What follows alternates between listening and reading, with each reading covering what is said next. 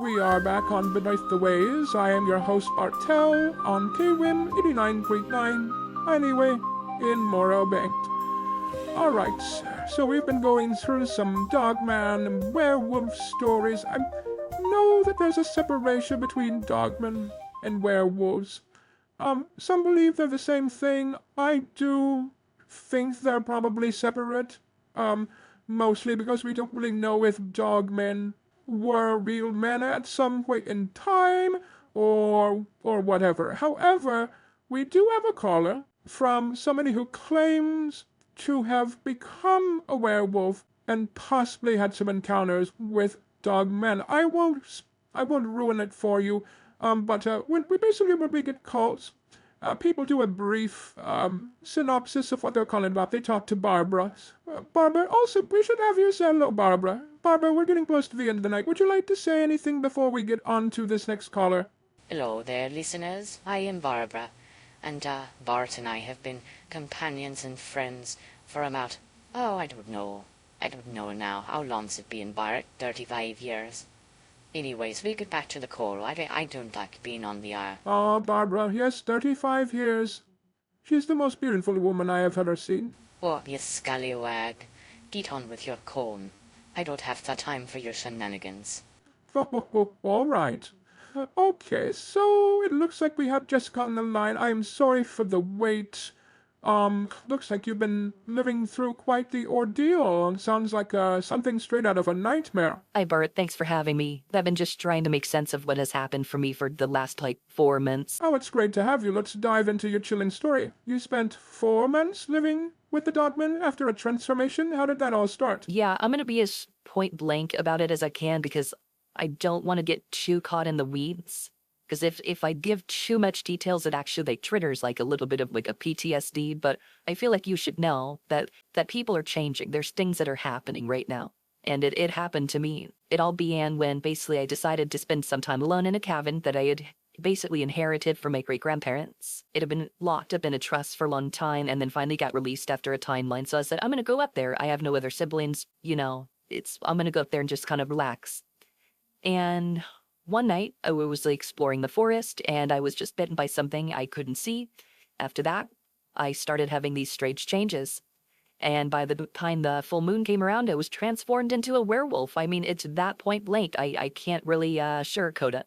It just is what it is. I have turned into a werewolf on multiple occasions. That's intense. So you found yourself in the company of the Dogman. How did that happen? After my first transformation, I was terrified and ran deep into the woods. That's where I encountered a dog pack of dogmen? Is that what it would be called? A dog pack of dogmen? A pack of dogmen? I'm not sure, but they took me in. And for a while, I thought I had found a new home.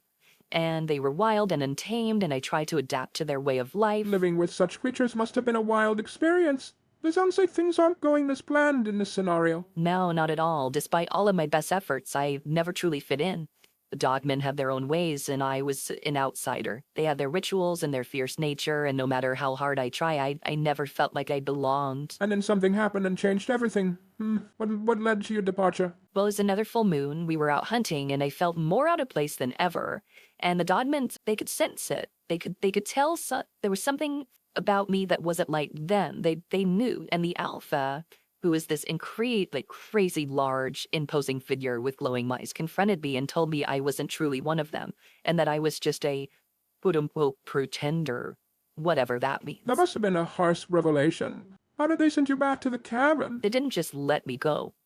They literally led me to the edge of their territory, through the thicket, in the eerie fog. That fog seemed endless, by the way. That walk took forever. I could hear their howls fading as they left me behind.